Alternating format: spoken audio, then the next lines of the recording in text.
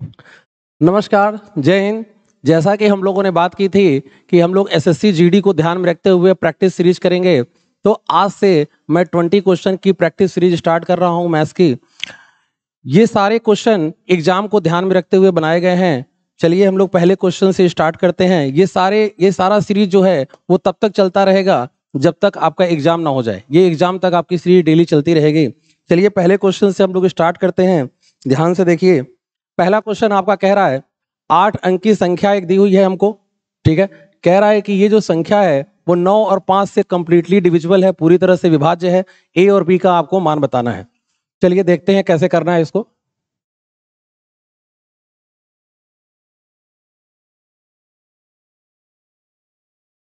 ये एक संख्या हमको दी है, कह रहा है कि ये पूरा का पूरा नंबर कंप्लीटली डिविजिबल है 9 और 5 से। जैसा कि हम लोगों को मालूम है कि 5 से कोई नंबर अगर डिविजिबल है तो वो तभी पॉसिबल है जब उसका लास्ट डिजिट या तो 0 हो या तो 5 हो। यानी एक बात तो यहाँ पे कंफर्म हो गई कि बी की वैल्यू या तो 0 होगी या तो 5 होगी, ठीक है। अब 9 की डिविजिबिलिटी हम लोगों ने पढ़ी हुई है। 9 की डिविजिबिलिटी हम जानते हैं कि 9 की डिविजिबिलिटी होता है अंकों का योग हमारा पूरी तरीके से 9 से कटना चाहिए, यानी सम of digit divisible by 9।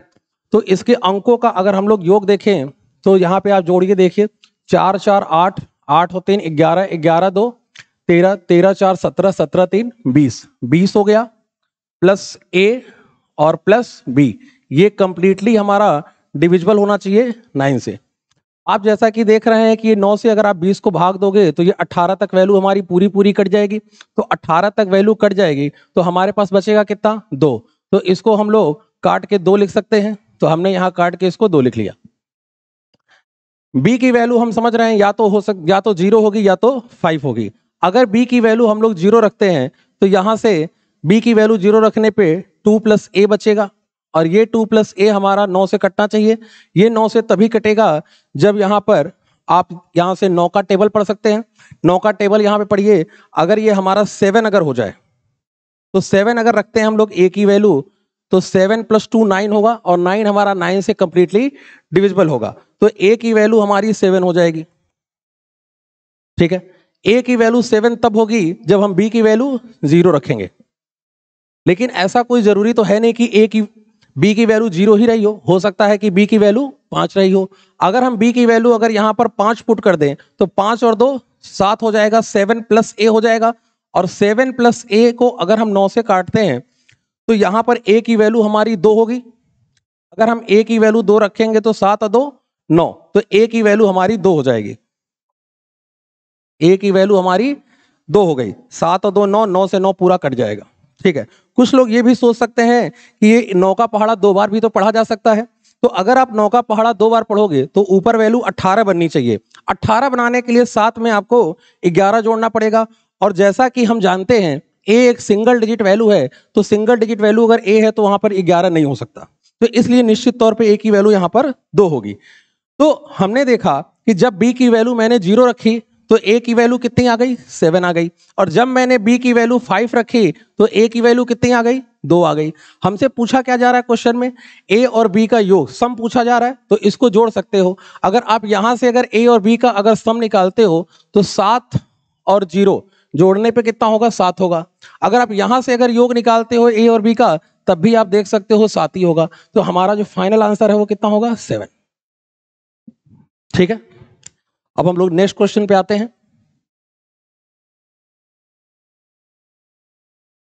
Next question हमारा क्या कह रहा है, नेक्स्ट क्वेश्चन में ये दिया हुआ है और हमसे कह रहा है a into C B plus D की वैल्यू बताइए।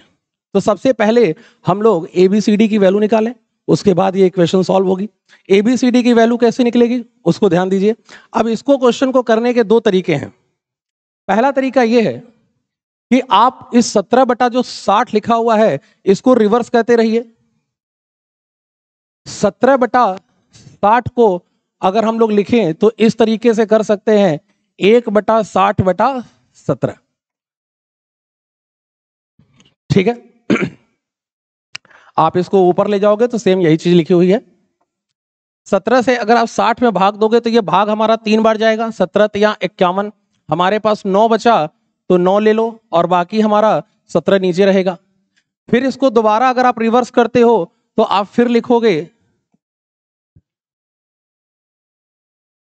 इस तरीके से,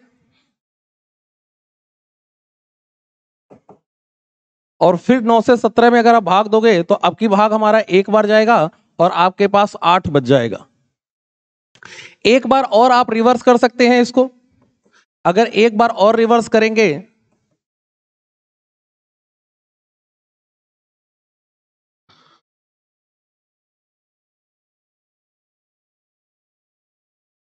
और ये फिर एक बार आपका भाग जाएगा, तो ये भाग जाएगा तो एक बार भाग जाएगा, ऐसा हो जाएगा। इस वैल्यू को आप इस वैल्यू से कंपेयर करिए और ABCD की वैल्यू लिख लीजिए। यहां से अगर हम लोग ABCD की अगर वैल्यू लिखें तो आप देख सकते हैं A की वैल्यू हमारी 3 हो गई, B की वैल्यू हमको यहां 1 मिल गई, C की वैल्यू 1 मिल गई और D की वैल्यू 8 मिल गई। अब यही ABCD की वैल्यू आप इस क्वेश्चन में रख दो, जो पूछ रहा है आपका आंसर आ जाएगा। ठीक है, तो पहला तरीका तो ये हो गया। फर्स्ट तरीका ये हो गया कि हम इस 17/60 को इस तरीके से रिवर्स करते जाएं। ठीक है, और तब तक रिवर्स करते जाएं जब तक इस तरीके का फॉर्म हमको ना मिल जाए।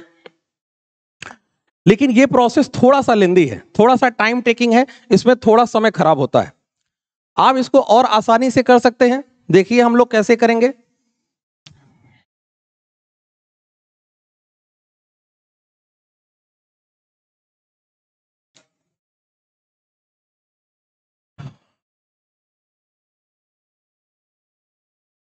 आपको सारा प्रोसेस मालूम हो गया, जैसा हम लोगों ने अभी किया है वैसा ही सब कुछ करना है। बस ये जितना सारा कुछ लिखा हमें वो सब लिखना नहीं है। हमें मालूम है कि हमें 17 से 60 में भाग देना है। 17 से 60 में भाग देना है। आप इधर ABCD की वैल्यू बारी बारी से लिखते जाओ।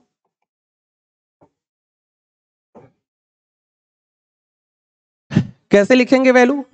आप जितनी बार भाग जा रहा हो वही ABCD की वैल्यू हो जाएगी। जैसे अगर आप 17 से 60 में भाग दोगे तो ये भाग हमारा 3 बार गया, तो A की वैल्यू हमारी 3 हो गई।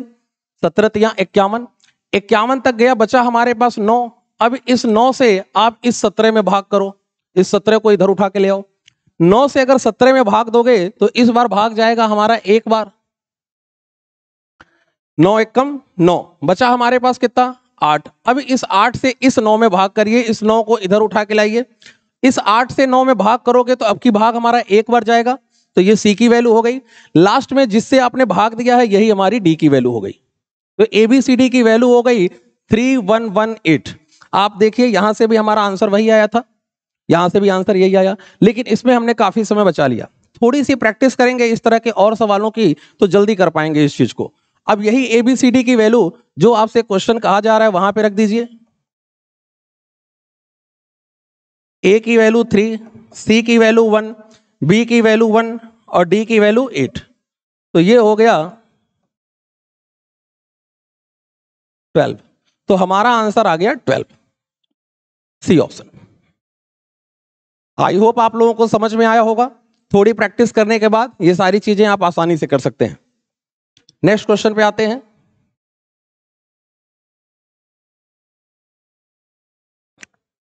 अगला क्वेश्चन देखिए क्या कह रहा है 5 वर्ष के अंत में 15,000 की राशि पर साधारण ब्याज 9750 है। यदि ब्याज की दर 3% कम हो तो ब्याज कितना होगा? तो आप देखें यहाँ पे हमको क्या क्या डेटा दिया हुआ है। सबसे पहले जो जो चीजें दी गई हैं वो लिख लेते हैं। हमें दिया हुआ है प्रिंसिपल मूलधन, मूलधन कितना दिया है 15,000। टाइम मुझे दिया हुआ है 5 वर्ष का और साथ में मुझे ब्याज दिया हुआ है। सिंपल इंटरेस्ट मुझे दिया है 9750 रुपए। कह रहा है कि रेट ऑफ इंटरेस्ट अगर 3% कम हो तो ब्याज क्या होगा? तो कुछ लोग इसको इस तरीके से सोच सकते हैं कि पहले हम लोग क्यों ना रेट ऑफ इंटरेस्ट फाइंड कर लें। तो रेट ऑफ इंटरेस्ट आप फाइंड करके क्वेश्चन को कर तो सकते हैं, लेकिन वो प्रोसेस थोड़ा सा लेंदी है। चलिए पहले उसको करके देख लेते हैं, जो आप लोगों के दिमाग में शायद पहली बार, सबसे पहली बार यही शायद आ रहा हो। तो हमने देखा कि 9750 रुपए जो ब्याज है वो पूरे 5 साल का है। तो 5 का भाग देकर हम पहले इसको 1 साल का ब्याज निकाल लेंगे। 5 एकम 5, 4 बचा, 5 नवा 45, ये हो गया 1950। अब ये पता करेंगे कि ये जो 1950 है ये पूरे 15,000 का कितना परसेंट है। तो 1950 पूरे मूलधन 15,000 का कितना परसेंट है, ये आप निकालेंगे। तो आपने निकाल लिया रेट ऑफ इंटरेस्ट हमारा कितना आ गया 13%। 15 कम 15, 15 या 45, 13%। ठीक है, रेट ऑफ इंटरेस्ट हमारा 13% हो गया। क्वेश्चन में कह रहा है कि अगर रेट ऑफ इंटरेस्ट अगर हमारा 3% कम होता तो ब्याज कितना मिलता। अब रेट ऑफ इंटरेस्ट तो हमारा 13% है, कह रहा अगर वो 3% कम होता तो 3% कम होने का मतलब है कि रेट ऑफ इंटरेस्ट हमारा 10% होता। अगर आप रेट ऑफ इंटरेस्ट 10% लेते हैं और समय हमारा 5 साल है तो 5 साल का ब्याज हमारा 50% हो जाएगा। 10% के रेट से अगर 5 साल का ब्याज कैलकुलेट करोगे तो ये हमारा ब्याज 50% बढ़ेगा।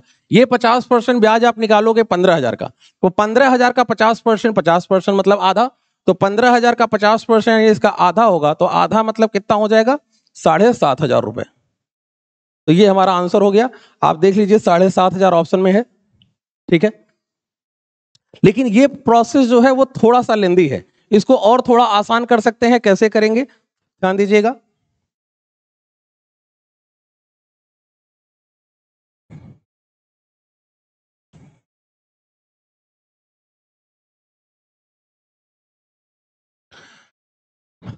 आपने देखा यहां प्रिंसिपल हमको दिया है 15,000, टाइम दिया है 5 साल का, ब्याज दिया हुआ है। आपसे कह रहा है कि रेट ऑफ इंटरेस्ट अगर 3% कम होता तो रेट ऑफ इंटरेस्ट क्या था मुझे नहीं मालूम, और उसे मालूम करने की जरूरत भी नहीं है क्योंकि वो हमसे पूछा नहीं जा रहा। रेट ऑफ इंटरेस्ट चाहे जो कुछ भी रहा हो, अगर आप रेट ऑफ इंटरेस्ट को 3% कम करेंगे तो ये 3% कम होगा पूरे कितने वर्ष के लिए, 5 वर्ष के लिए। टाइम 5 वर्ष दिया है, तो यानी 5 वर्ष के दौरान अगर हम देखें तो मुझे ब्याज जो है वो 15% कम प्राप्त होगा। हम लोग जानते हैं कि ब्याज हम लोग कैलकुलेट किस पर करते हैं, ब्याज हम लोग कैलकुलेट हमेशा प्रिंसिपल पे करते हैं। तो मैं सबसे पहले क्या करूंगा, मैं सबसे पहले अपने मूलधन 15,000 का 15% निकालूंगा। तो 15,000 का 15% हो जाएगा 2,250 रुपए। यानी इसका मतलब यह है कि अगर 15% ब्याज अगर कम प्राप्त होगा तो 15% कम प्राप्त होने का मतलब है कि 2,250 कम प्राप्त होगा। मुझे ब्याज पहले कितना मिला था, मुझे ब्याज मिला था 9750 रुपए। तो 9750 मिला था, वो वैल्यू 2,250 हमारी कम हो जाएगी। तो अगर आप इसमें से 2,250 घटा देंगे तो आपका ये ब्याज हो गया। ये हमारा आंसर आ गया। ठीक है, तो आपने देखा कि इस तरीके में हम लोगों ने रेट ऑफ इंटरेस्ट फाइंड करने की कोशिश नहीं की और उसकी जरूरत भी नहीं है। जैसा कह रहा सवाल में बस वैसा करिए। 3% कह रहा रेट ऑफ इंटरेस्ट अगर हमारा कम होता, 3% अगर हमारा इंटरेस्ट कम होता तो पूरे 5 साल का हमें समय दिया था, तो 5 साल में 15% ब्याज कम मिलता, 15% कम मिलता। 15% किसका मिलता, मूलधन का। हमेशा जो भी ब्याज की गणना होती है, हम लोग जब भी इंटरेस्ट कैलकुलेट करते हैं तो हमेशा प्रिंसिपल पे कैलकुलेट करते हैं। तो आप 15,000 का निकाल लो 15%, वो हो जाएगा आपका 2,250। 2,250 इसे कम कर लीजिए, आपका ये आंसर आ जाएगा। चलिए नेक्स्ट क्वेश्चन पे आते हैं।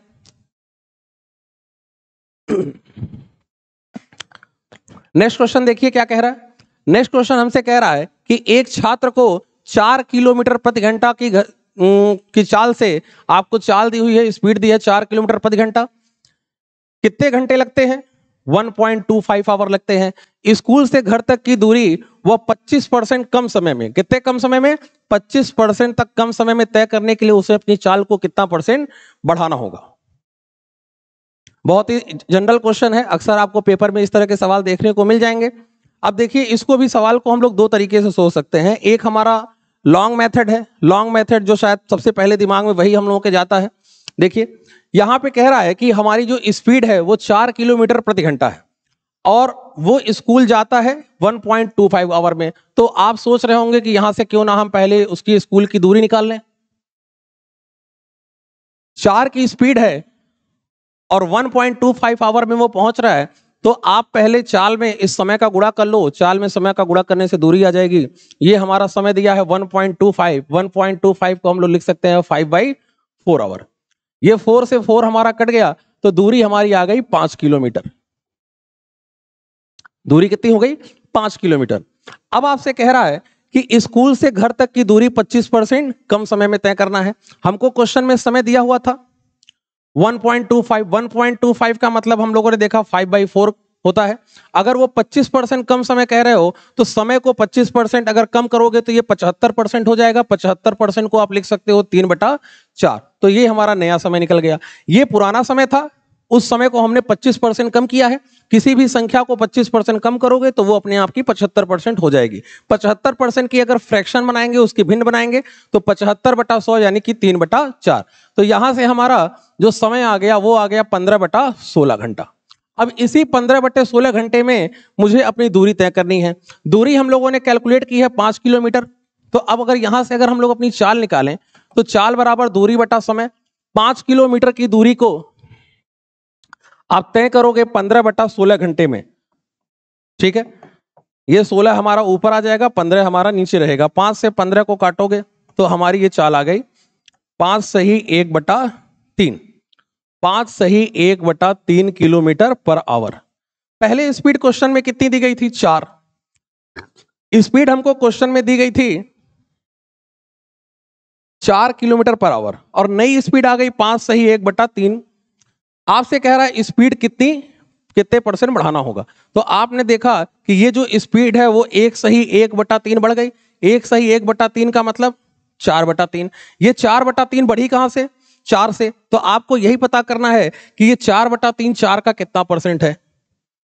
4/3 4 का कितना परसेंट है, ठीक है। तो ये 4 से हमारा 4 कैंसिल हुआ और आप इसको भाग करोगे तो 33 सही 1/3% आंसर आएगा। तो ये आपका फाइनल आंसर हो जाएगा 33 सही 1/3। लेकिन आपने देखा इसमें काफी सारा काम करना पड़ा। पहले हम लोगों ने दूरी निकाली, फिर दूरी निकालने के बाद हमने टाइम निकाला, फिर टाइम निकालने के बाद फिर स्पीड निकाली और फिर इस स्पीड को अपनी पुरानी स्पीड से कंपेयर किया और कंपेयर करने के बाद मुझे मालूम चला कि स्पीड कितनी बढ़ गई। इसको और आसानी से कर सकते हैं, बेहद आसानी से कर सकते हैं। इतना सारा कुछ करने की आपको जरूरत नहीं थी। अगर आपके कंसेप्ट अच्छे से क्लियर हैं, आपने अच्छे से चीजों को पढ़ा है, तो ये सारा काम आपको करने की जरूरत नहीं है। देखते हैं इसको और कैसे कर सकते थे।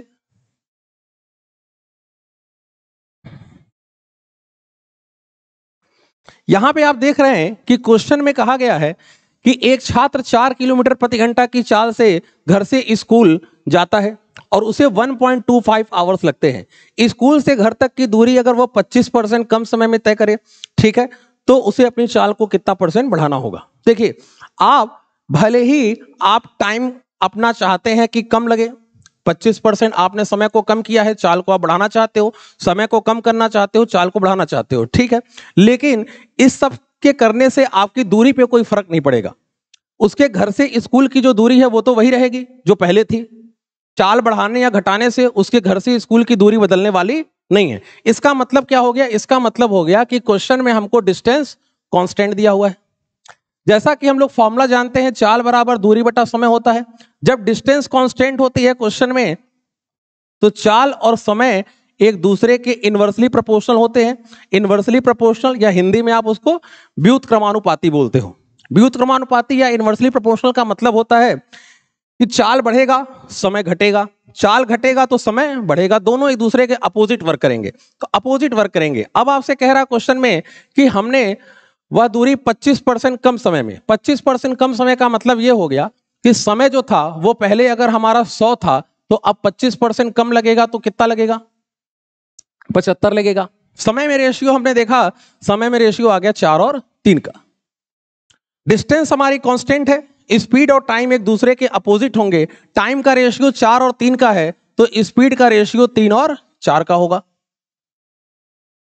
हमको अपनी स्पीड का रेशियो मिल गया। ये पहले की स्पीड है और ये बाद वाली स्पीड। आपने देखा कि ये स्पीड जो है वो बढ़ रही है। कितनी बढ़ रही है? 1। पहले स्पीड 3 थी, 4 हो गई। स्पीड 1 बढ़ी। 1 बढ़ी कहां से बढ़ी? 3 से बढ़ी। तो आपको यही तो पता करना था कि जो चाल हमारी बढ़ी है वो कितना परसेंट है। तो 1 3 से बढ़ा, 1 3 का कितना परसेंट? 33 सही 1/3%। तो आपने देखा कि इस क्वेश्चन में 4 किलोमीटर प्रति घंटे का कोई यूज नहीं हुआ। ये 1.25 आवर दिया था, उसका भी कोई यूज नहीं हुआ, ठीक है। बस आपको केवल इतना यहां पर पकड़ना था क्वेश्चन में कि हमारी डिस्टेंस कांस्टेंट है, और जब डिस्टेंस कांस्टेंट होती है तो स्पीड और टाइम एक दूसरे के इनवर्सली प्रोपोर्शनल होते हैं। और इस तरीके से क्वेश्चन को बेहद आसानी से हम लोग कर सकते हैं। आपको हो सकता है कि समझ में आया हो, कुछ लोगों को शायद ना समझ में आया हो, तो वो वही लोग हैं जिन्होंने चीजों को अच्छे से नहीं पढ़ा है। अगर आप धीरे धीरे जुड़े रहेंगे चैनल से तो आपको इसका एडवांटेज मिलेगा। बहुत सारे कंसेप्ट अगर आपके नहीं क्लियर हैं तो धीरे धीरे करके इससे क्लियर हो जाएंगे। नेक्स्ट क्वेश्चन पे हम लोग आते हैं। नेक्स्ट क्वेश्चन कह रहा है 72 किलोमीटर प्रति घंटा की चाल से चलती रेलगाड़ी किसी खंभे को 12 सेकंड में पार करती है। रेलगाड़ी 360 मीटर लंबे पुल को कितने सेकंड में पार करेगी? देखिए, तो यहां पे हमें चाल दी है 72 किलोमीटर प्रति घंटा और वो खंभे को पार कर रहा है कितने सेकंड में? 12 सेकंड में। रेलगाड़ी 360 मीटर लंबे पुल को कितने समय में पार करेगी? इस क्वेश्चन को भी हम लोग दो तरीके से कर सकते थे। पहला तरीका क्या हो सकता है? पहले तरीके में जो सबसे पहले हमारे माइंड में बात जाती है कि अगर वो ट्रेन 72 की चाल से किसी खंभे को 12 सेकंड में पार कर रही है तो पहले हम क्यों ना रेलगाड़ी की लंबाई निकाल लें। जैसा कि हम लोगों ने पढ़ा होगा कि अगर कोई भी ट्रेन किसी खंभे को पार कर रही हो, एक बार मैं इसे लिख देता हूं, अगर ट्रेन किसी खंभे को पार कर रही हो, किसी व्यक्ति को पार कर रही हो, किसी सिग्नल को पार कर रही हो, तो इसका मतलब है कि ट्रेन केवल और केवल खुद को पार कर रही होगी। किसी व्यक्ति को, किसी खंभे को, किसी सिग्नल को पार करने का मतलब ट्रेन ने खुद को पार किया। ठीक है। साथ में अगर ये कहीं भी कह रहा हो कि कोई भी ट्रेन अगर किसी प्लेटफॉर्म को, किसी सुरंग को, किसी पुल को, या कोई एक ट्रेन किसी दूसरी ट्रेन को पार कर रही हो, तो ऐसे में ट्रेन खुद को तो पार करेगी ही करेगी, वो प्लेटफॉर्म की लंबाई को भी, सुरंग की लंबाई, पुल की लंबाई और एक अन्य दूसरी ट्रेन की लंबाई को भी पार करेगी। ठीक है, तो ये सारी चीजें हम लोगों को पहले से आती होंगी। यहां क्वेश्चन में कह रहा है कि एक ट्रेन है जो 72 किलोमीटर पर आवर की स्पीड से चल रही है, 72 की चाल से चल रही है, वो किसी खंभे को 12 सेकंड में पार कर जाती है। रेलगाड़ी 360 मीटर लंबे पुल को कितने देर में पार करेगी? तो सबसे पहले हम लोग यहां से अगर रेलगाड़ी की लंबाई निकालें, रेलगाड़ी ने अगर खंभे को पार किया तो खुद को पार किया, तो खुद की अगर लंबाई अगर रेलगाड़ी की निकालें तो ये 72 की चाल से चल रही है, तो पहले सबसे मीटर पर सेकंड में इसको चेंज कर लें। तो मीटर पर सेकंड में अगर हम चेंज करेंगे तो जब भी हम चाल को मीटर पर सेकंड में चेंज करते हैं तो 5/18 का गुणा करेंगे। अगर वो किलोमीटर पर आवर में दिया है, मीटर पर सेकंड में अगर आप चेंज कर रहे हैं तो उसको 5/18 से मल्टीप्लाई करेंगे। इस स्पीड से वो ट्रेन चल रही है कितने सेकेंड? 12 सेकेंड।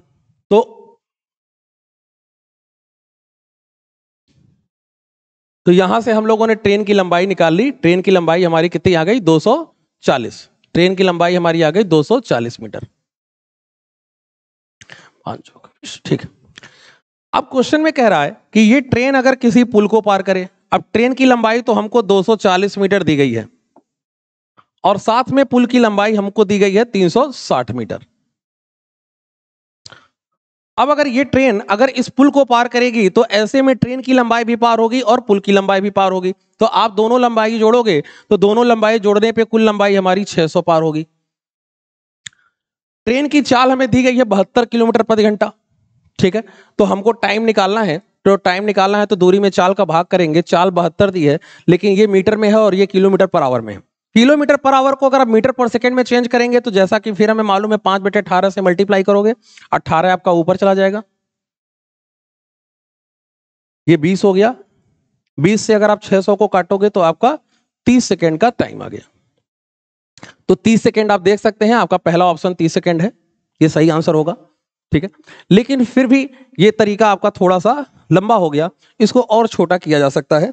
ठीक है, देखिए हर एक सवाल बहुत छोटे तरीके से हो जाए ऐसा भी नहीं है। जिन क्वेश्चंस में हम अपना समय बचा सकते हैं, छोटा कर सकते हैं, उसको हम लोग छोटा करेंगे। नहीं हो सकता है तो कोई बात नहीं, लेकिन अगर आपके एग्जाम में अगर 20 क्वेश्चन आए और आप 20 के 20 क्वेश्चन को लेंदी तरीके से सॉल्व कर रहे हैं तो कहीं ना कहीं आप अपना पेपर खराब कर लेंगे। अगर 20 क्वेश्चन में 8 या 10 या 12 क्वेश्चन में भी अगर आपने अपना समय बचा लिया तो आपके लिए काफी अच्छा होगा। इसको देखते हैं कि और दूसरे तरीके से हम लोग कैसे करेंगे।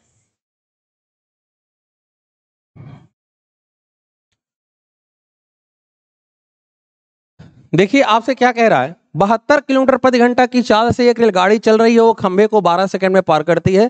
रेलगाड़ी एक 360 मीटर लंबे पुल को पार करे। ठीक है, तो रेलगाड़ी ने खंबे को पार किया है, तो खंबे को पार करने का मतलब रेलगाड़ी ने खुद को पार किया है।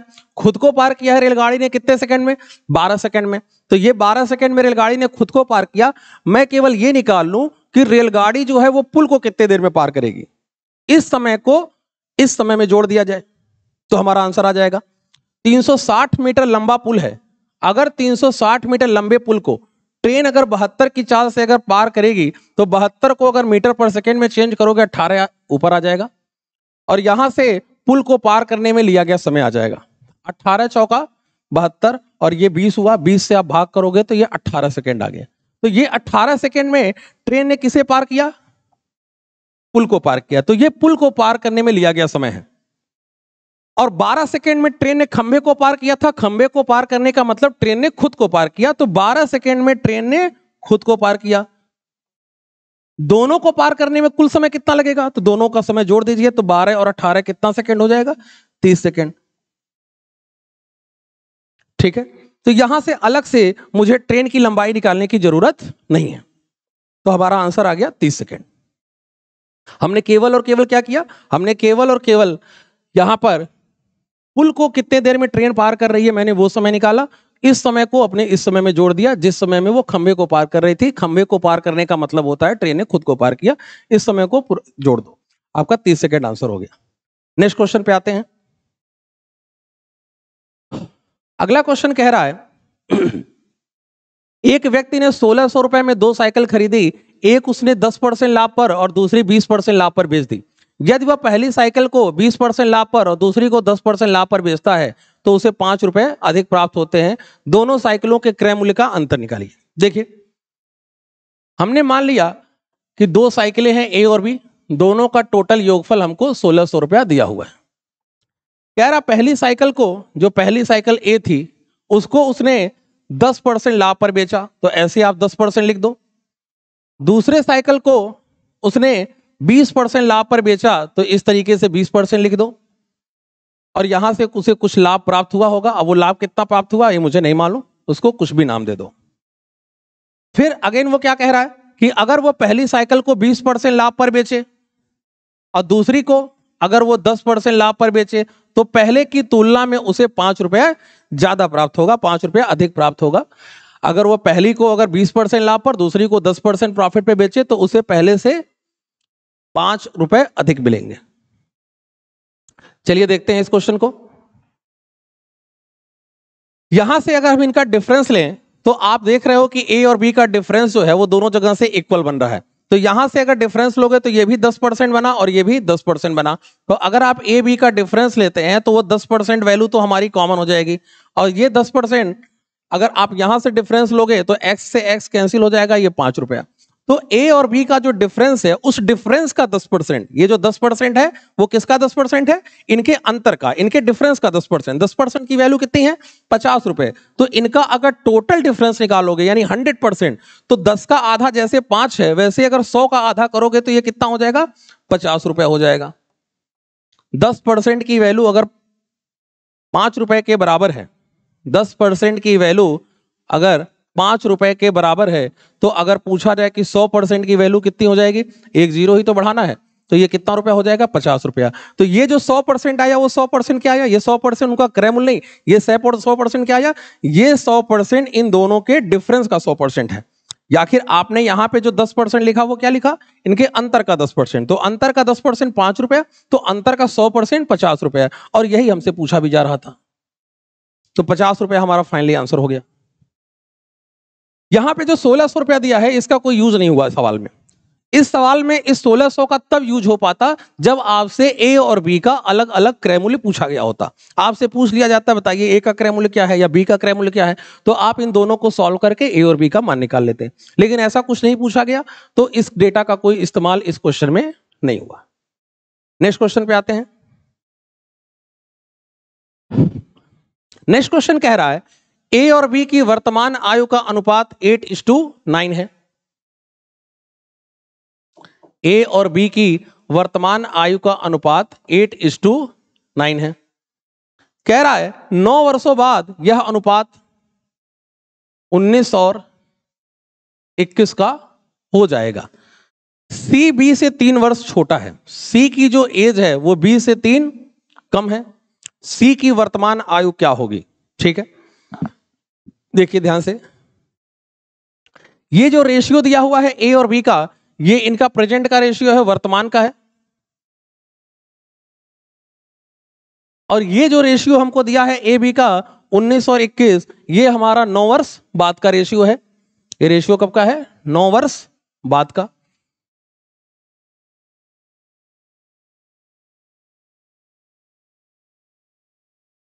इसका मतलब क्या है? इसका मतलब यह है कि इन दोनों के रेशियो में जो डिफरेंस होना चाहिए वो डिफरेंस 9 वर्ष का होना चाहिए। तो क्या हमारे रेशियो में डिफरेंस 9 वर्ष का है? अगर आप देखेंगे ये 8 वाली वैल्यू जंप कर रही है 19 पे, तो ये 11 बढ़ रही है, और इस वाली वैल्यू को आप देखो तो ये हमारी 12 बढ़ रही है। तो ये आप देख सकते हैं यहां से डिफरेंस हमारा बराबर नहीं है। ये वर्तमान का रेशियो है और ये 9 वर्ष बाद का। तो अगर ये 9 वर्ष बाद का है तो ए और बी की आयु में रेशियो में भी हमको अंतर 9 वर्ष का मिलना चाहिए, जो कि हमको सवाल में नहीं मिल रहा।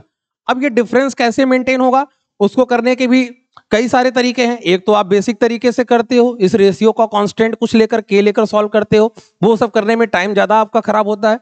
उससे अच्छा है अगर आपको डिफरेंस इक्वल करना है, या तो बढ़ाने की बात हो, या तो a प्लस बी दोनों को बढ़ाना हो, या तो a प्लस बी दोनों को घटाना हो, दोनों में से कुछ भी करना हो। डिफरेंस अगर दोनों तरफ बराबर करना हो तो आप, अगर रेशियो में डिफरेंस हो बराबर ना हो तो आप ऐसे कर सकते हो, आप इनके रेशियो का अंतर ले लो और इनके रेशियो का अंतर ले लो। इसका रेशियो का अंतर 1 बन रहा है और इसके रेशियो का अंतर आप देखोगे तो 2 बन रहा है।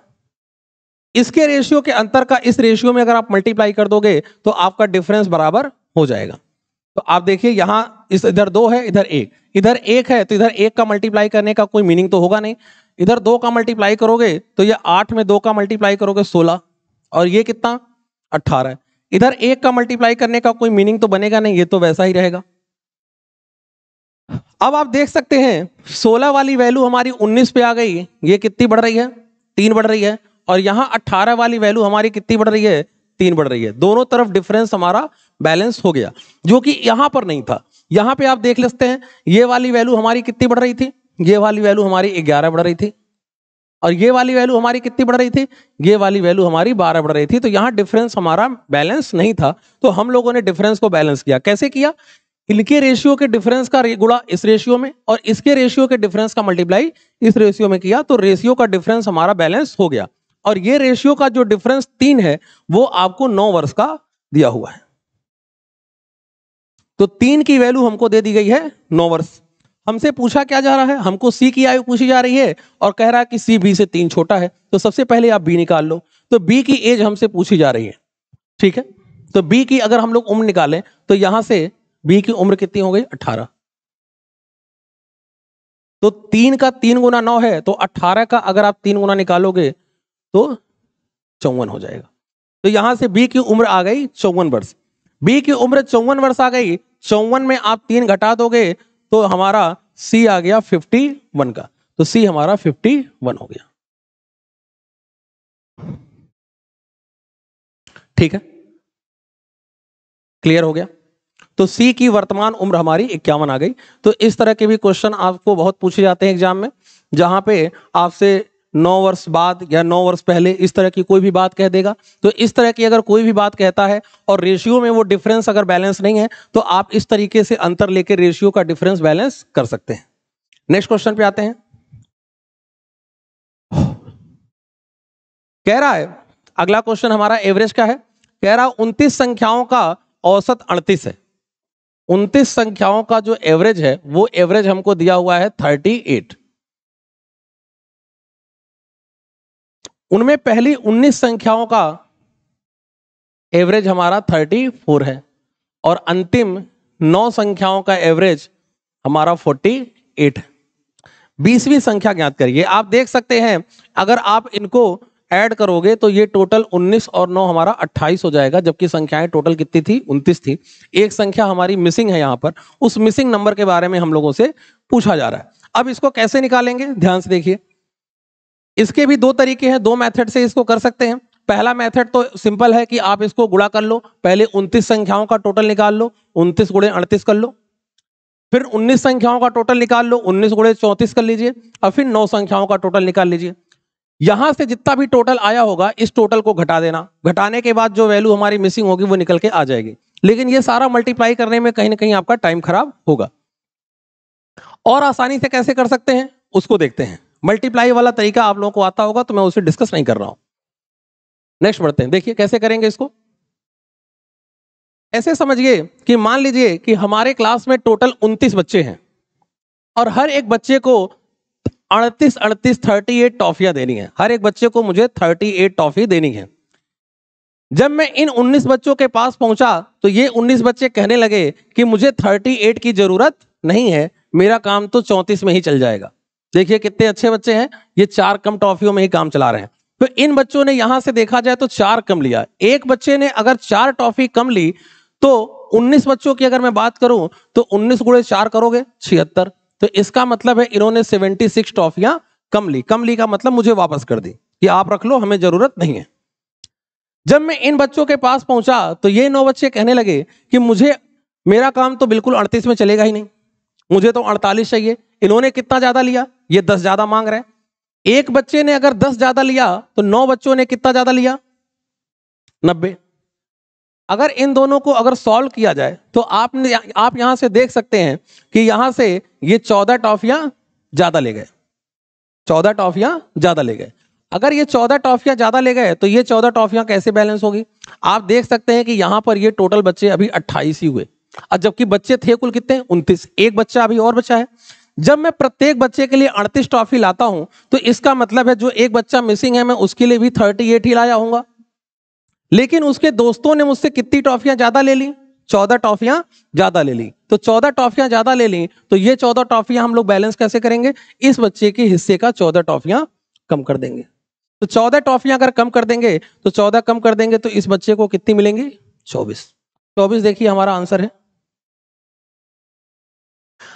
अगर ये -14 आया होता, -14 आता तो -14 क्या इंडिकेट करता? -14 ये बता रहा होता कि इनके दोस्तों ने 14 टॉफियां कम ली। अब कम ली तो ये कम, क्या जो उन्होंने कम ली वो क्या करें, भाई मुझे तो टॉफियां खानी नहीं, तो मैं उन 14 टॉफियों का क्या करूं, ये जो एक बच्चा बचा है इसी के हिस्से का आप 14 बढ़ा दो तो उसका आंसर आ जाता।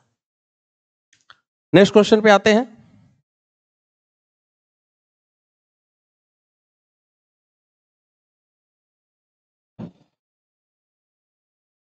नेक्स्ट क्वेश्चन हमारा टाइम एंड वर्क का है। कह रहा है बी की तुलना में ए 50% अधिक दक्ष है, बी की तुलना में सी 40% कम दक्ष है। एक साथ कार्य करने पर वे तीनों एक कार्य को 20 दिन में पूरा कर सकते हैं। सी अकेला उस कार्य का 30% कितने दिनों में पूरा करेगा?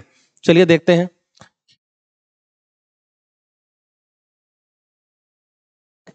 कह रहा बी की तुलना में ए 50% अधिक दक्ष है। बी की तुलना में ए अगर 50% अधिक दक्ष है तो इसका मतलब क्या हुआ कि अगर बी की एफिशिएंसी, बी की क्षमता अगर 100 होगी तो ए अगर 50% अधिक दक्ष है तो ए की क्षमता हमारी 150 हो जाएगी।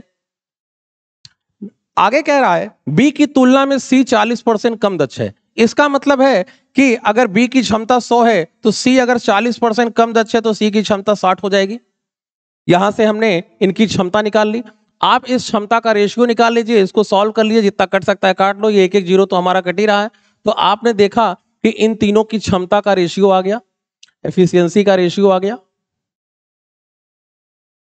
ए की एफिशिएंसी 15 हो गई, बी की एफिशिएंसी 10 हो गई, सी की एफिशिएंसी 6 हो गई। ये तीनों की क्षमताएं आ गई। अब इन क्षमताओं से देखिए आगे क्या कह रहा है। कह रहा है एक साथ वे अगर तीनों मिलकर काम करें तो उस काम को 20 दिन में कर सकते हैं। 20 दिन में कौन कर सकता है? ये 20 दिन में तीनों मिलकर कर सकते हैं। तो पहले तीनों को मिला के काम कराते हैं। तीनों के मिला के जरा अगर क्षमता अगर आप जोड़ते हैं तो यहां से आपको कितना मिलेगा? 15 10 25, 25 और 6 31, 31 मिल गई। 31 की क्षमता से ये तीनों मिलकर उस काम को 20 दिन में करते हैं। तो जैसा कि हम लोग जानते हैं कि कार्य बराबर क्या होता है? कार्य बराबर होता है क्षमता गुणे समय। क्षमता गुणे समय। वर्क इज इक्वल टू क्या होता है? Efficiency into time. तो अगर आपको वर्क लिखना है तो वर्क के लिए आपको क्या करना पड़ेगा? क्षमता और समय का गुणा करना पड़ेगा। तो हमने यहां वर्क लिखा। ये ए बी सी की तीनों की क्षमता हो गई 31 और 20 क्या था? समय था। क्षमता समय का गुणा किया, कार्य आ गया। इसी कार्य के बारे में आगे बात हो रही है। क्या बात हो रही है? कह रहा है इसी कार्य को अकेले अगर सी करे तो उस काम का 30%, पूरा काम नहीं, पूरे काम का 30%। तो एक काम कर लो, आपने ये पूरा काम निकाल लिया, इस पूरे काम का मुझे कराना है 30%, तो मैं केवल इसको 30% लिखता हूं बस। और इस 30% काम को करना है किसे? सी को। सी की क्षमता यहां कितनी दी गई है? 6 दी गई है। अब वो 6 की क्षमता से अगर वो 30% काम करेगा तो इस काम को कितने समय में कर लेगा, वो समय हम लोगों को यहां से फाइंड करना है। अब इसको कैलकुलेट कर सकते हैं। ये 0 यहां से काट लिया हम लोगों ने, ठीक है। 3 और 2 हमारा 6 कट गया, तो इसका टाइम आ गया 31। तो 31 देखिए हमारा पहला ऑप्शन, 31 हमारा पहला ऑप्शन हो गया, ठीक है।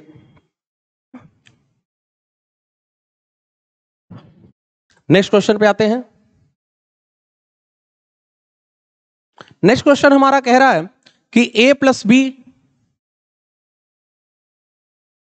रेशियो का क्वेश्चन है, b plus C and c plus a, इनका जो रेशियो दिया हुआ है ये दिया हुआ है 7, 6 और 5 का। कह रहा है a plus B plus C is equal to 27, a plus B plus C is equal to 27 और 1/a 1/b 1/c की वैल्यू बताइए। तो सबसे पहले a b c निकाल लें।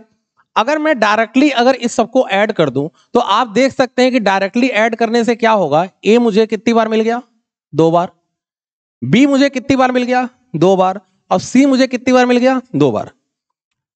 बेसिक तरीका तो ये होगा कि हम लोग इसको कांस्टेंट के साथ सॉल्व करते हैं, लेकिन उसमें टाइम खराब होता है। मैं कांस्टेंट से इसको सॉल्व नहीं कर रहा हूं, डायरेक्ट इसको सॉल्व करेंगे। a 2 bar, b 2 bar, c 2 बार। अगर इनको अगर जोड़ दिया जाए तो 7 और 6 13, 13 5 18, 18 जब ये जोड़ रहे हो तो a 2 बार काउंट हुआ, b 2 बार काउंट हुआ, c 2 बार काउंट हुआ। तो रेशियो के अकॉर्डिंग a b c की जो वैल्यू है वो हमारी 18 का आधा कितना हो जाएगा? 9। ये जोड़ने पे हमारा 18 हुआ, 18 2 की वैल्यू, तो ए बी सी की वैल्यू 9। वो ए बी सी की वैल्यू जो 9 है वो क्वेश्चन में हमें दी हुई है 27 के बराबर। ये जो ए बी सी की वैल्यू है रेशियो के अकॉर्डिंग है, और ये क्वेश्चन के अकॉर्डिंग जो हमको वैल्यू दी गई है वो है। ये आप देख सकते हो इसका कितना गुना बन रहा है? 3 गुना बन रहा है। 3 गुना बन रहा है। अगर क्वेश्चन की दी गई वैल्यू रेशियो का 3 गुना है तो यहां पे जो कुछ भी आपको दिख रहा है वो सब कुछ 3 गुना हो जाएगा। तो अगर मैं a प्लस बी की वैल्यू अगर यहां पे निकालूं तो 7 का 3 गुना अगर आप लिखोगे तो 21 लिखोगे, 6 का 3 गुना आप लिखोगे 18 लिखोगे, और 5 का 3 गुना आप लिखोगे तो 15 लिखोगे। a प्लस बी की वैल्यू हमको 21 मिल रही है। अगर यहां से a प्लस बी की वैल्यू अगर हम लोग 21 हटा दें, अगर a प्लस बी की वैल्यू 21 हटा दें 27 में, तो c की वैल्यू हमें 6 मिलेगी। b प्लस सी की वैल्यू अगर मैं 18 लेता हूं, b प्लस सी अगर मैं 18 लेता हूं और 27 में से अगर मैं 18 घटा दूं तो a की वैल्यू मुझे 9 मिलेगी। जैसा कि आप देख रहे हैं तीनों की टोटल वैल्यू 27 हो रही है, ये दोनों मिला के हमारे 15 हो गए, तो c की वैल्यू 12 हो गई। या आप यहां से निकाल लो, c प्लस a अगर हम लोग 15 घटाते हैं 27 में से तो b की वैल्यू हम लोगों को 12 मिल जाएगी। ये मुझे a plus B plus C a b c की वैल्यू मिल गई। ये तीनों जोड़ो 27 हो गया।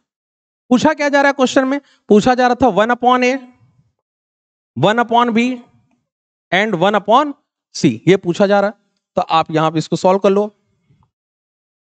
a की वैल्यू हो जाएगी 1/9, b की वैल्यू हो जाएगी 1/12 और c की वैल्यू 1/6।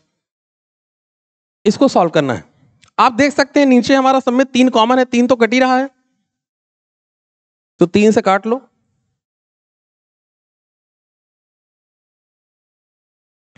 यहां पे 3 बच गया, यहां 4 बच गया, यहां 2 बच गया। 3, 4 और 2 का एलसीएम हो जाएगा हमारा 12। तो आप 12 से सब में ऊपर मल्टीप्लाई कर सकते हो रेशियो को पूर्णांक में कन्वर्ट करने के लिए। 3 से अगर आप 12 को काटोगे तो ये हमारा हो जाएगा 4, 4 से 12 को काटोगे तो ये हमारा 3, और 2 से काटते हो तो ये हो जाएगा 6। तो हमारा रेशियो बन गया 4:3:6। देखिए 4:3:6 हमारा आंसर है, बिल्कुल है 4:3:6। इस तरीके से हम इस क्वेश्चन को कर सकते हैं। नेक्स्ट क्वेश्चन पे आते हैं। अगला क्वेश्चन पढ़िए क्या कह रहा है। अगला क्वेश्चन कह रहा है 25 लीटर के एक मिश्रण में 30% स्प्रिट बाकी पानी है, इसमें 5 लीटर पानी मिलाया जाए तो नए मिश्रण में स्प्रिट का परसेंटेज आपको फाइंड करना है। कह रहा 25 लीटर वाले एक मिश्रण में, ये जो मिश्रण है वो 25 लीटर है, ये मिक्सचर दिया हुआ है, इसमें 30% स्प्रिट है और बाकी पानी है। 5 लीटर पानी मिलाया जाए तो नए मिश्रण में स्प्रिट का परसेंटेज क्या होगा। अब इस क्वेश्चन को भी हम लोग कई तरीके से सॉल्व कर सकते हैं। एक तरीका तो ऐसा ही हो सकता है कि 25 लीटर हमारा मिश्रण है, उसमें स्प्रिट का परसेंटेज हमें 30% दिया है, तो पहले हमें स्प्रिट निकाल लूं। 25 का अगर आप 30% निकालेंगे तो 7.5 हो जाएगा।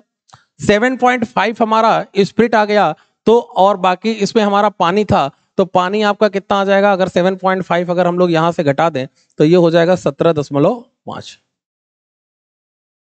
ठीक है, ये हमारा स्प्रिट हो गया, ये हमारा वाटर हो गया। कह रहा 5 लीटर अगर पानी इसमें मिलाया जाए, पानी अगर 5 लीटर मिला दोगे तो पानी तो हमारा 22.5 लीटर हो गया, या आप ये कह सकते हो कि सीधे सीधे मिक्सचर हमारा 30 लीटर का हो गया।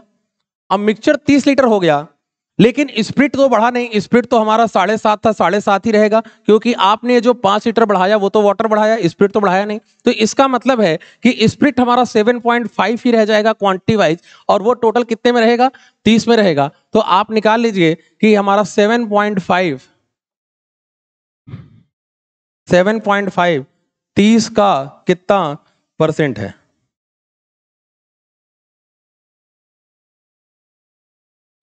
तो ये 75/3, या आप इसको लिख सकते हो 25%।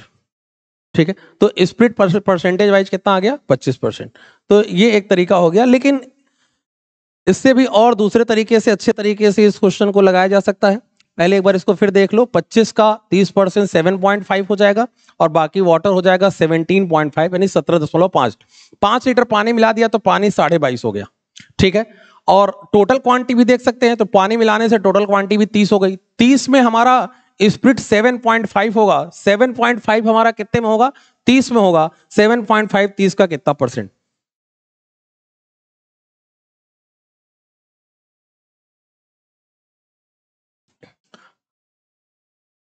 आप इसको और कैसे कर सकते हो, ठीक है, देखिए दूसरे तरीके से आप इसमें ऐसे कर सकते हो कि आप इसमें एलिगेशन लगा सकते हो। ठीक है, या एवरेज से भी कर सकते हैं हम लोग इस क्वेश्चन को। एवरेज से कैसे करेंगे ये देख लेते हैं। 25 लीटर का हमारा मिश्रण है, इसमें स्प्रिट जो है वो कह रहा है 30% है। स्प्रिट कितना है, 30% है। बाकी आपने 5 लीटर पानी मिलाया, वहां तो स्प्रिट कुछ भी नहीं होगा, तो यानी यहां पे स्प्रिट अगर देखा जाए तो स्प्रिट हमारा 0 हो गया। टोटल मात्रा अगर देखी जाए तो कुल कितनी हो गई, 30 हो गई। 25 लीटर में स्प्रिट हमारा 30% था। नेक्स्ट जो 5 लीटर आपने क्वांटिटी ऐड की है वो तो वाटर की ऐड की है, उसमें स्प्रिट तो बिल्कुल नहीं है, तो वहां पे स्प्रिट हमारा 0% होगा। टोटल क्वांटिटी 30 लीटर हो गई, तो आपको उस 30 में फाइंड करना है। तो आप ऐसे समझिए कि 25 संख्याओं का औसत 30 दिया है, 5 संख्याओं का औसत 0 दिया है, आपको 30 संख्याओं का औसत निकालना है। तो अगर आप इसको अगर मल्टीप्लाई करके एवरेज निकालते हो, एवरेज निकालने के भी बहुत सारे तरीके हैं, अगर आप मल्टीप्लाई करके ही निकालते हो तो 25 तो यहाँ 75 यानी 750 हो गया, और ये 0 हो गया। तो ये 750 जो वैल्यू हो गई वो कुल कितने की हो गई, 30 की हो गई। तो आप इसको 750 में 30 से भाग दे दीजिए, तो आपका जो एवरेज आ गया, आपका एवरेज 25 आ गया। ये हमारा फाइनल आंसर हो गया। तो इसको हम लोगों ने एवरेज से कर लिया। तो आप अगर नहीं भी, आपने जो पुराना तरीका किया है इसके पहले वाला, वो थोड़ा सा कंपेरेटिवली इससे थोड़ा सा लेंदी है, ये आसान पड़ेगा आपके लिए।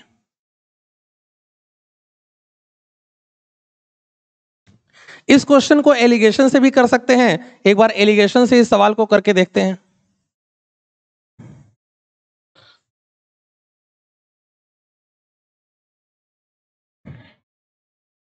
देखिए 25 लीटर का एक मिश्रण है, इसमें स्प्रिट हमको 30% दिया है। बाकी आपने इसमें पानी मिलाया, तो यानी यहां पे स्प्रिट नहीं मिलाया तो स्प्रिट हमारा 0 होगा। टोटल में स्प्रिट हमको फाइंड करना है, टोटल वैल्यू हम बीच में रखेंगे। क्वांटिटी हमको दी गई है, हम लोग इस तरीके से डिफरेंस निकालते हैं और इधर क्वांटिटी का रेशियो लिखते हैं। और क्वांटिटी हमें दी गई है, ये वाली क्वांटिटी 25 है और ये वाली क्वांटिटी 5 है। ठीक है, इधर की क्वांटिटी हमें 25 दी गई, एक 5। इसमें रेशियो बना सकते हो क्वांटिटी में, तो रेशियो हमारी क्वांटिटी में क्या आ जाएगा, 5 और 1 का। एवरेज से जब क्वेश्चन किया था तब भी हम क्वांटिटी में रेशियो बना सकते थे। आप चाहिए था, आप अगर चाहिए तो 25 और 5 को 5 1 बना सकते थे। जब हमने इसके पहले जब एवरेज से क्वेश्चन किया है तो वहां भी ये सब चीजें की जा सकती हैं कि आप इस 25 और 5 को काट के 5 और 1 कर सकते हैं, उससे आपके क्वेश्चन पे कोई फर्क नहीं पड़ता। अब ये मात्रा का रेशियो आ गया, ये क्वांटिटी का हमारा रेशियो हो गया।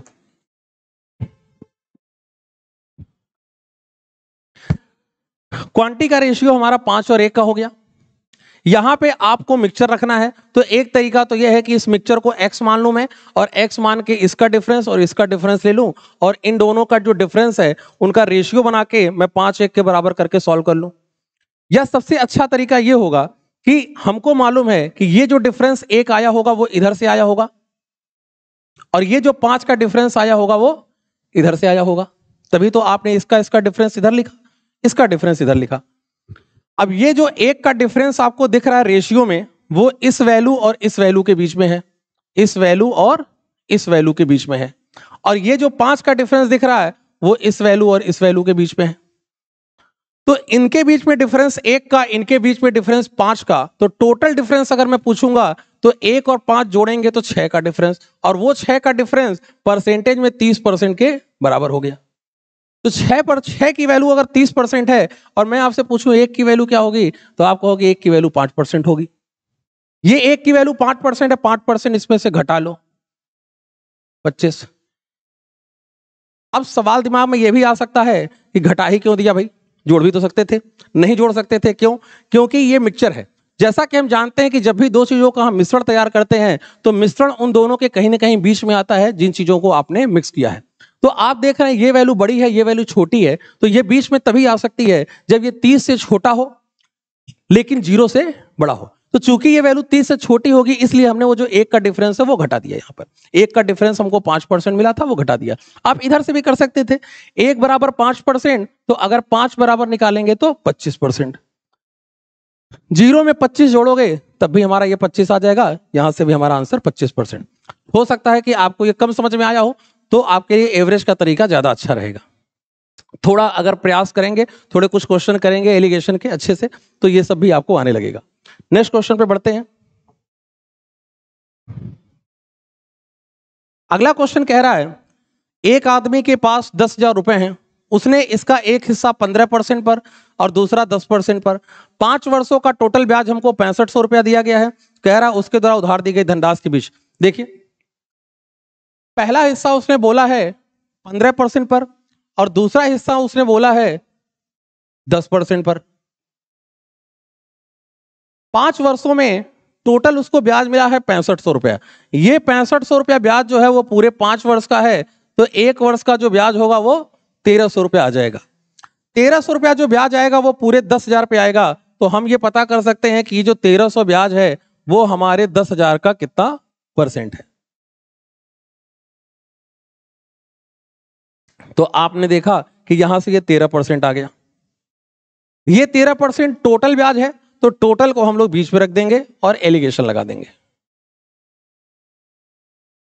एक हिस्सा इसने 15% पर रखा है, दूसरा हिस्सा 10% पे है, और टोटल जो ब्याज मुझे मिला है वो टोटल ब्याज मुझे 13% मिला है। वो कैसे निकला? 6500 रुपया ब्याज मुझे मिला 5 वर्ष का, तो 1 वर्ष का ब्याज मेरा 1300। मैंने पता कर लिया, ब्याज हमेशा मूलधन पे कैलकुलेट किया जाता है, तो मैंने पता कर लिया 1300 10,000 का कितना परसेंट है, तो वो 13% आ गया। इसको बीच में रख लो।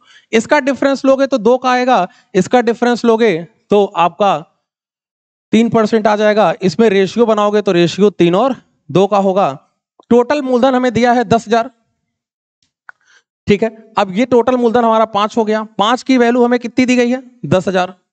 हमें पूछा जा रहा है कि उधार दी गई धनराशियों के बीच अंतर क्या है। आप देख सकते हो 3 और 2 में अंतर कितना है? 1। तो 5 की वैल्यू 10,000 है, तो 5 का अगर भाग दोगे तो इनका डिफरेंस 1 बराबर हमारा 2,000 आ गया। 2,000 हमारा आंसर हो गया।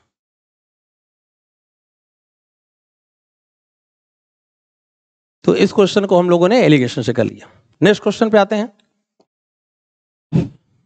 एक दुकानदार अपने सामान पर क्रय मूल्य से 20% अधिक अंकित करता है। वह 40% सामान को अंकित मूल्य पर और शेष को अंकित मूल्य पर 30% छूट देकर बेचता है। उसका लाभ या हानि प्रतिशत क्या होगा? चलिए देखते हैं प्रॉफिट लॉस का यह क्वेश्चन।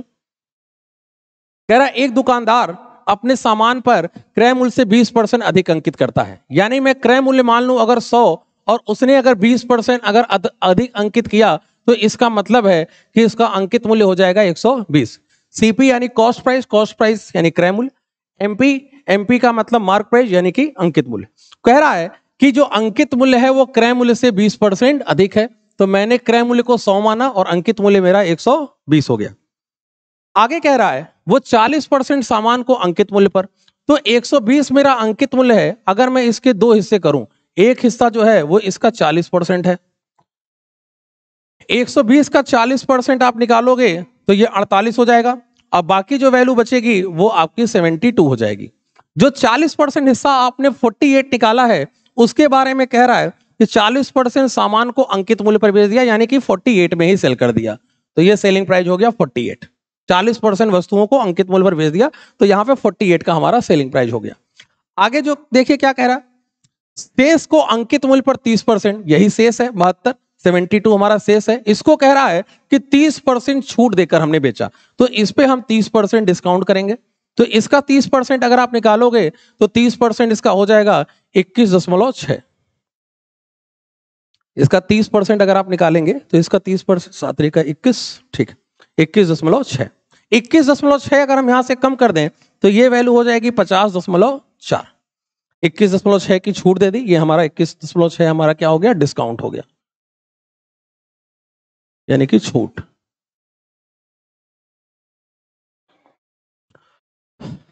यानी कि हमने यहां पर इस वस्तुओं को 30% छूट पर बेचा, तो यानी 50.4 में सेल किया। अगर मैं दोनों जोड़ दूं तो ये दोनों जोड़ने पे जो मेरा सेलिंग प्राइस मिलेगा वो मुझे सेलिंग प्राइस मिल जाएगा, इसको ऐड कर देंगे तो 98.4, ठीक है। सीपी मेरा कितना है क्वेश्चन में, 100 है, और मैं उसको बेच कितने में रहा हूं, 98.4 में सेल कर रहा हूं।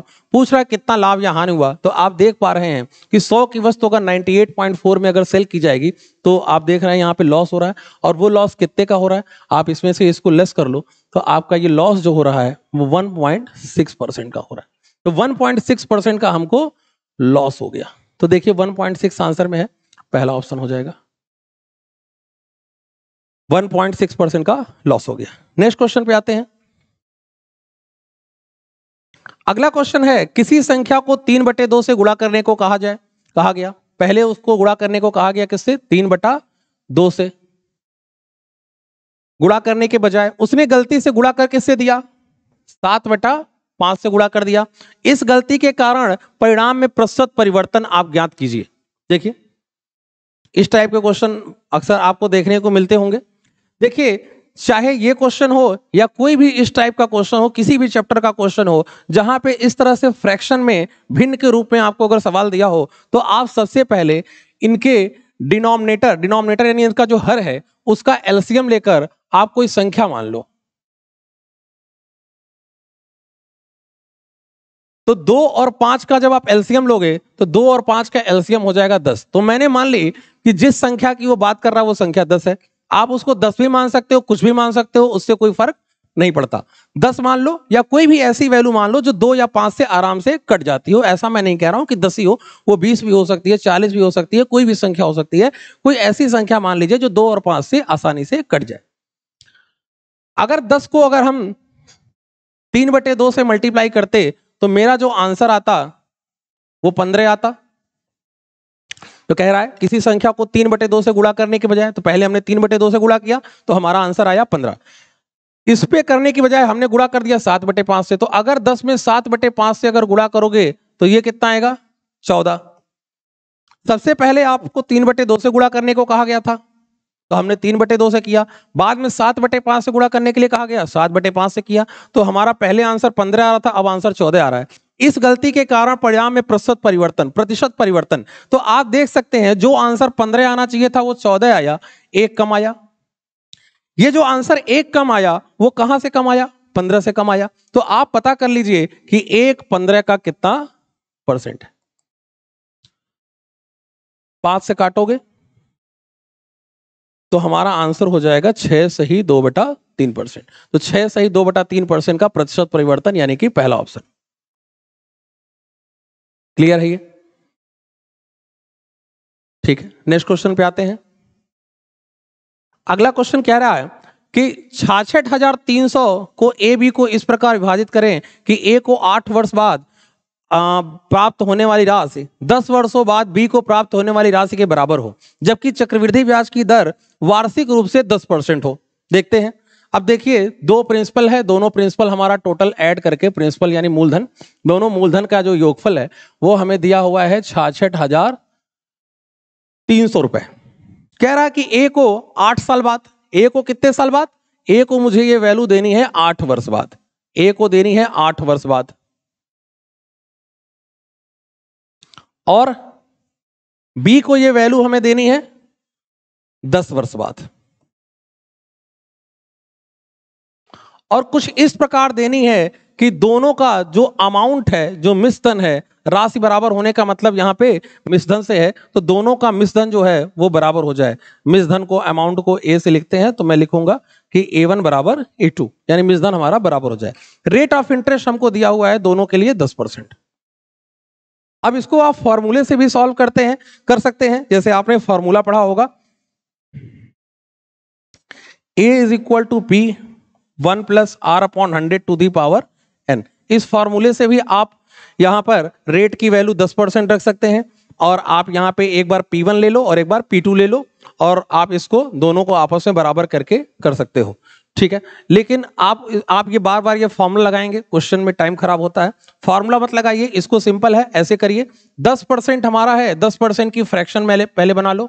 10% की फ्रैक्शन हो जाएगी 1/10। 10 में 1 जोड़ दिया जाए तो ये हो जाएगा 11/10। आपको देखना होगा कि दोनों के समय का डिफरेंस कितना है। यहां पे डिफरेंस हमारा 8 वर्ष, और यहां समय 8 वर्ष दिया है, यहां 10 वर्ष, दोनों का डिफरेंस 2 वर्ष। जितने साल का अंतर कहे उतनी पावर खोल दीजिए इसकी। यहां पे अंतर 2 साल का है तो मैंने स्क्वायर कर दिया, अगर अंतर 3 साल का होता तो मैं क्यूब कर देता, तो ये हो जाएगा 121/100। जो भी प्रिंसिपल दिया हुआ है, इस प्रिंसिपल को इसी रेशियो में बांट दीजिए। अब सवाल यह है कि किसको कौन सा हिस्सा दें। एक हिस्सा हमारा 121 है, दूसरा हिस्सा 100 है। जहां आपके इन्वेस्टमेंट का टाइम कम दिख रहा हो, यहां पे टाइम कम है तो इसको बड़ा हिस्सा देना, और जहां पे टाइम ज्यादा हो उसको छोटा हिस्सा। ऐसा क्यों करेंगे भाई देखिए, अमाउंट क्या होता है, मिश्रधन क्या होता है, मिश्रधन का मतलब होता है मूलधन प्लस ब्याज। अब आप देख पा रहे हैं कि इसे ब्याज 8 वर्ष का मिल रहा है, इसे ब्याज 10 वर्ष का मिल रहा है, तो इसे ब्याज ज्यादा समय के लिए मिल रहा है और इसे ब्याज कम समय के लिए मिल रहा है।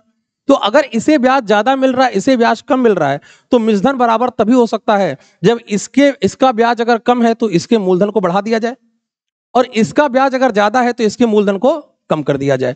तो जिसका समय कम होगा उसे बड़ा हिस्सा दीजिएगा, जिसका समय ज्यादा होगा उसको छोटा हिस्सा देंगे। तो दोनों अगर आप जोड़ोगे तो दोनों मिला के 121 और 100 मिला के 221 हो रहा है, और 221 की वैल्यू हमें दी हुई है।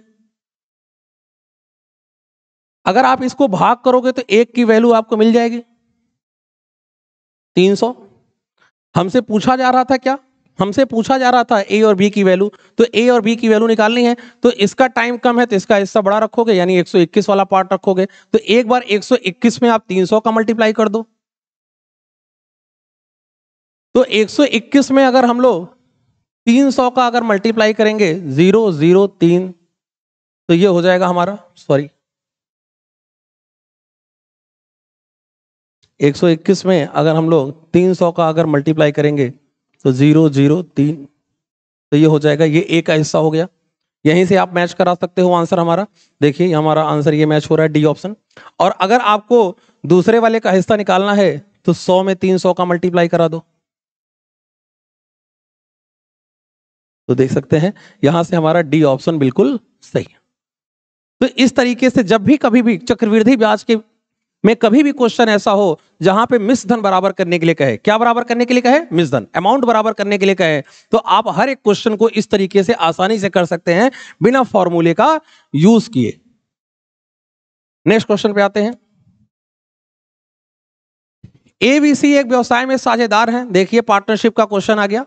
पार्टनरशिप का क्वेश्चन देखिए क्या कह रहा है। देखिए सारे क्वेश्चन जो भी यहाँ पे रखे हुए हैं, सारे एग्जाम को ध्यान में रख के रखे हुए हैं। जैसा कि एसएससी जीडी का ट्रेंड रहा है उसी हिसाब से क्वेश्चन रखे हैं, और कोशिश की गई है कि हर एक चैप्टर को टच किया जाए। एबीसी व्यवसाय में साझेदार हैं। ए कह रहा है कि 5 महीने के लिए अपनी पूंजी इस्तेमाल करता है। ए का टाइम 5 महीना दिया गया, यहां समय लिख लेते हैं। उसे लाभ में 1/7 मिलता है। बी जिसकी पूंजी 7 महीने के लिए इस्तेमाल की गई, इसका समय 7 महीना दे दिया गया, लाभ में 1/5 का दावा करता है। सी 9 महीने के लिए, सी का समय 9 महीने, तीनों का समय लिख लिया। हम लोग जानते हैं प्रॉफिट हमेशा समानुपाती होता है इन्वेस्टमेंट और टाइम के। साझेदारी अगर आपने पढ़ी है, पार्टनरशिप पढ़ी है, तो आप ये समझते होंगे लाभ हमेशा दो चीजों पे डिपेंड करता है, इन्वेस्टमेंट और टाइम, यानी निवेश और समय। जैसा निवेश और समय का अनुपात बनेगा वैसा ही लाभ का अनुपात बनेगा। और प्रॉफिट यानी लाभ निवेश और समय के समानुपाती यानी डायरेक्टली प्रोपोर्शनल होता है। डायरेक्टली प्रोपोर्शनल या समानुपाती का अर्थ होता है कि अगर इन्वेस्टमेंट और टाइम बढ़ेगा तो उसी रेशियो में प्रॉफिट भी बढ़ेगा, और अगर इन्वेस्टमेंट और टाइम घटेगा तो उसी रेशियो में प्रॉफिट भी घटेगा। तो यहां पे हमको टाइम दे रखा है 5 महीना, 7 महीना और 9 महीना। आगे कह रहा है कि सी का इन्वेस्टमेंट 4600 है, सी का इन्वेस्टमेंट दिया गया है, तो टाइम दे दिया। अब हम लोग यहां पे इनके इन्वेस्टमेंट का मल्टीप्लाई कर दें, इन्वेस्टमेंट टाइम का मल्टीप्लाई करोगे तभी प्रॉफिट मिलेगा। तो यहां पे सी का इन्वेस्टमेंट हमको दिया गया है 4600 रुपए, वो 4600 हमने लिख लिया यहां पर। फिर कह रहा है ए ने कितनी पूंजी निवेश की, ए की पूंजी नहीं मालूम, ए की पूंजी को आप कोई भी नाम दे सकते हो, एक्स दे सकते हो, वाई की पूंजी को हमने वाई का नाम दे दिया, बी की पूंजी को हमने वाई का नाम दे दिया। यहां पे देखिए कुछ कहा जा रहा था, लाभ में से ए का हिस्सा जो है वो 1/7 है और बी का जो हिस्सा है वो 1/5 है। अब क्वेश्चन में लाभ क्या है, लाभ नहीं बताया गया, तो ऐसे क्वेश्चन में लाभ को आप अपने हिसाब से एज्यूम कर लीजिए। अभी एक क्वेश्चन हम लोगों ने फ्रैक्शन वाला, भिन्न वाला किया। हमने कहा था कि जब भी भिन्न में कोई भी क्वेश्चन दिया जाए तो आप देखा करो नीचे कौन सी वैल्यू है। यहां देखो नीचे 7 है, यहां नीचे 5 है, तो आप 7 और 5 का पहले एलसीएम ले लो। 7 और 5 का एलसीएम हो जाएगा 35। मैंने मान लिया मेरा कुल लाभ 35 था। इन्वेस्टमेंट टाइम का गुणा करोगे तो प्रॉफिट का रेशियो आएगा, तो मैं यहां प्रॉफिट लिख लेता हूं। अब देखिएगा यहां से ए का लाभ कह रहा है कि 1/7 है, कुल लाभ हमारा 35 है, 35 का आप पहले 1/7 निकाल लो, 35 का 1/7 हो जाएगा 5, ये ए का लाभ। बी के लिए कह रहा है कि बी का जो लाभ है कुल का 1/5 है, तो 35 का 1/5 कितना, 7, 35 का 1/5 निकाला 7। टोटल अगर इन दोनों का लाभ देखा जाए तो 5 और 7 12 होता है, जबकि टोटल लाभ यहां पर 35 है। तो 35 में अगर ए और बी का 12 घटा दें तो सी का आपको 23 मिलेगा। 35 में से अगर आप 12 घटा दोगे सी का 23 मिल जाएगा, ये सी का लाभ हो गया। इन्वेस्टमेंट और टाइम का गुणा कर दिया, प्रॉफिट का रेशियो हो गया। हमसे पूछा जा रहा है ए की पूंजी, आपसे ए पूछा जा रहा है, सी दिया हुआ है, बी की वैल्यू, तो यहाँ पे इन्वेस्टमेंट की जो वैल्यू है, बी का जो निवेश है वो अननोन है, वो हमको मालूम नहीं है। तो आप एक काम करिए, यहाँ पे ए और सी का रेशियो बनाइए, बी की कोई जरूरत नहीं है। तो ए की वैल्यू 5 मंथ है, x रुपए, यहां बी का दिया हुआ है 9 महीना 4600 रुपए, और इनके प्रॉफिट का रेशियो है 5 और 23 का। तो मैंने ए और सी में रेशियो बनाया। ए सी में क्यों बनाया, ए सी में इसलिए बनाया क्योंकि सी मुझे मालूम है, ए के बारे में पूछा जा रहा है, बी के बारे में पूछा नहीं जा रहा है, और बी अननोन है, तो इसलिए मैंने बी की कोई हेल्प नहीं ली। यहां पर यहां से अगर इसको सॉल्व किया जाए तो ये 5 से 5 कटेगा, 23 से काटोगे, 23 दूना 4600, और इसमें गुणा कर दोगे और इधर ले आओगे इसको, तो 9 दूना 1800। तो यहां से ए का इन्वेस्टमेंट आ गया 1800, यही पूछ रहा था, तो हमारा यहां पर बी ऑप्शन बिल्कुल सही। नेक्स्ट क्वेश्चन पे आते हैं। अगला क्वेश्चन क्या कह रहा है, देखिए सिंप्लीफिकेशन का क्वेश्चन है।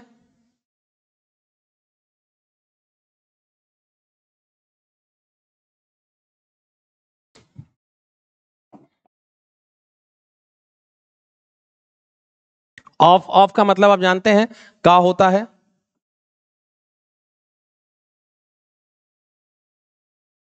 माइनस।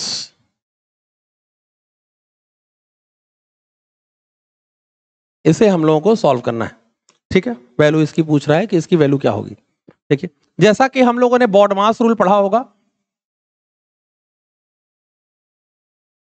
बॉडमास रूल में हम जानते हैं कि सबसे पहले हम लोग क्या सॉल्व करते हैं, ब्रैकेट सॉल्व करते हैं।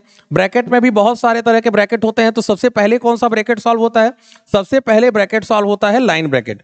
लाइन ब्रैकेट का उपयोग अब कम देखने को मिलता है, फिर भी जहां भी हमको देखने को मिलेगा हम लोग इसको सबसे पहले सॉल्व करेंगे। लाइन ब्रैकेट के बाद छोटा वाला ब्रैकेट, फिर इसके बाद ये मझला ब्रैकेट, और फिर सबसे बड़ा ब्रैकेट। ब्रैकेट के बाद हम लोग सॉल्व करते हैं ऑफ, ऑफ या हिंदी में हम इसको कहते हैं का, यानी गुणा।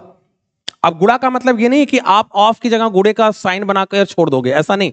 क्यों, क्योंकि जो गुणे का नंबर होता है वो गुणे का नंबर भाग के बाद आता है ना।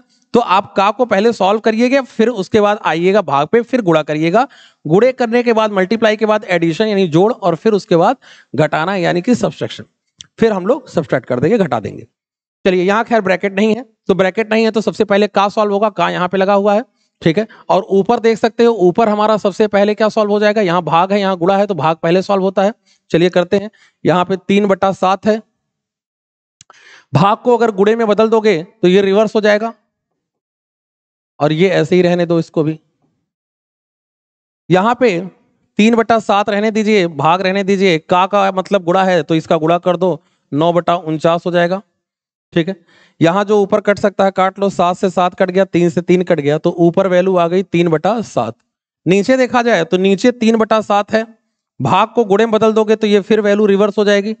तो अगर इसको आप अगर सॉल्व करते हो तो ये 49 ऊपर आ जाएगा, 9 नीचे आ जाएगा। ये 3/7 इस 3/7 से पूरा पूरा कट जाएगा, 9 हमारा ऊपर आ जाएगा और 49 हमारा नीचे रह जाएगा। तो आंसर हो गया 9/49। एक बार पूरा चेक कर लेते हैं कहीं गलत तो नहीं कुछ हुआ है। भाग सॉल्व करोगे तो ये हमारा रिवर्स हो जाएगा 7/3। ठीक है, और ये 3/7। ठीक है, ये पूरा कट गया। ठीक है, तो यहाँ ऊपर बचा हमारे पास 3/7। इसको अगर हम लोग सॉल्व करेंगे तो पहले हमारा का सॉल्व होगा, तो 9/49। इसको हम लोगों ने रिवर्स कर दिया, तो 49/9। ये 3/7 से 3/7 कट गया, 9 ऊपर आ गया, 9/49 बिल्कुल ठीक है। तो हमारा चौथा ऑप्शन सही है। ठीक, तो इसको बॉड मास रूल याद रखिएगा। नेक्स्ट क्वेश्चन पे आते हैं। अगला कह रहा है एक तांबे की तार की लंबाई जो है वो एक तांबे की तार है वो इतना एरिया वाला एक वर्ग बना रही है। ठीक है, और कह रहा है कि यदि उसी तार को अगर अर्धवृत्त के रूप में मोड़ा जाए तो अर्धवृत्त की त्रिज्या क्या होगी। देखते हैं, एक तार है जिससे हम लोगों ने वर्ग बनाया हुआ है, और इस वर्ग का एरिया हमको दिया हुआ है 81। इस वर्ग का एरिया हमें कितना दिया हुआ है, 81। इस वर्ग का एरिया हमें 81 दिया है। हम लोग वर्ग का एरिया जानते हैं ए स्क्वायर होता है। अगर ए स्क्वायर की वैल्यू 81 है तो ए की वैल्यू 9 हो जाएगी, तो इसकी भुजा हमारी 9 आ गई। अगर इसकी भुजा 9 आ गई और मैं पूछूं कि इसका परिमाप क्या होगा, पेरीमीटर क्या होगा, तो आप सारी साइड को जोड़ोगे तो ये हमारा 36 हो जाएगा। नेक्स्ट क्वेश्चन में कह रहा है कि इस वर्ग को फिर हमने क्या किया, इस तार की लंबाई का उपयोग हमने अर्धवृत्त बनाने में किया है। क्या बनाया हम लोगों ने, अर्धवृत्त के रूप में मोड़ा। तो अगर आप इससे अर्धवृत्त बनाते हैं तो जो ये 36 मीटर का तार है, 36 सेंटीमीटर का जो तार है, इससे आप एक अर्धवृत्त बना रहे हैं, तो इसका मतलब इसका परिमाप इसके परिमाप के बराबर होगा। ये इसका सेंटर हो जाएगा, ये इसका सेंटर हो गया, ये इसकी रेडियस हो गई। आप जानते हैं अर्धवृत्त का जो परिमाप होता है उसमें देखिए दो चीजें हैं, दोनों में क्लियर कर दूं। एक हमारी होती है परिधि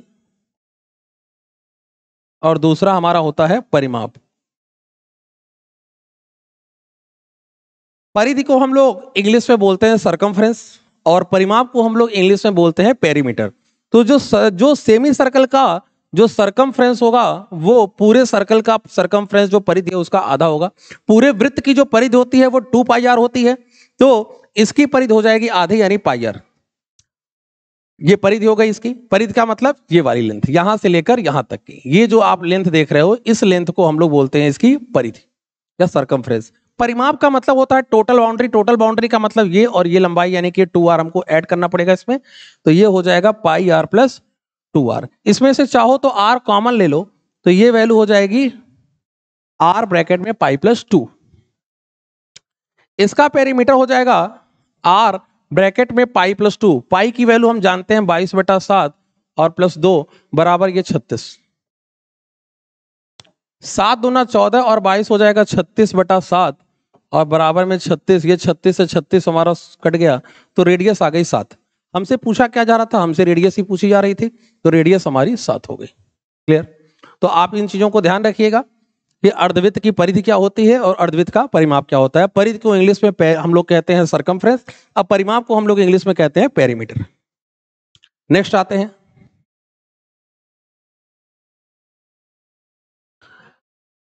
अगला क्वेश्चन है कि एक शंकु का पृष्ठीय वक्र पृष्ठीय क्षेत्रफल 550 है। यदि इसके आधार का क्षेत्रफल 154 हो तो शंकु का आयतन क्या होगा। देखिए, ये एक हमारा शंकु है। इस शंकु का वक्र पृष्ठ मतलब ये वाला पार्ट जो आप ये वाला एरिया देख रहे हो, ठीक है। वक्र पृष्ठ या आप यहां देख सकते हो क्या लिखा हुआ है, कर्व्ड सरफेस एरिया।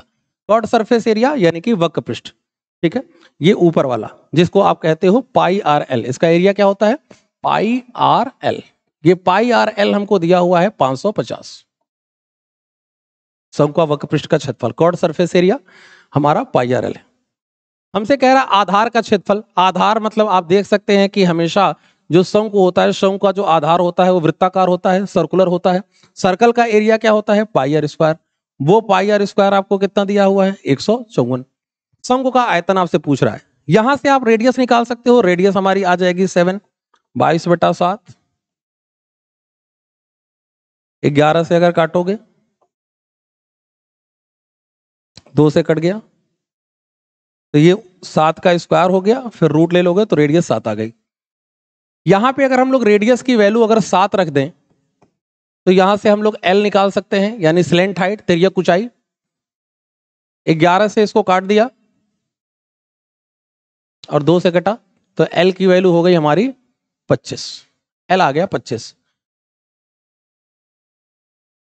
रेडियस आ गई 7, रेडियस हमारी 7 हो गई और स्लेंट हाइट यानी तिर्यक ऊंचाई हमारी 25 हो गई, ठीक है।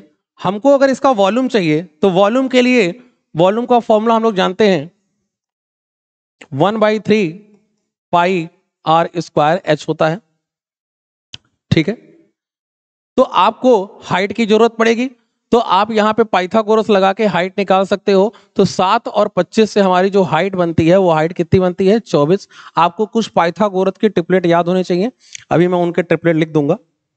7, 24 और 25, तो ये हमारा 24 हाइट हो गई।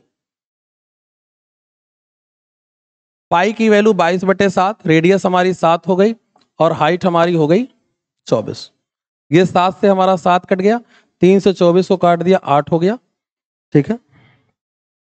तो 22 × 8 हो गया 176 × 7, 7 छक्का 42, 4 बचा, 753, 3 5, 1232। तो 1232 हमारा आ गया आंसर, ठीक है।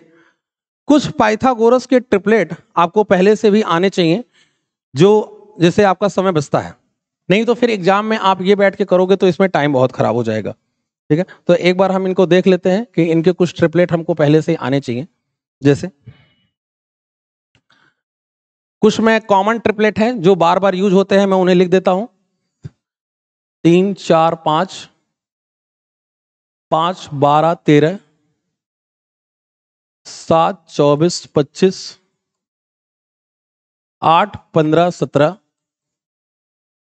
9 40 41, 11 60 61, 12 35 37,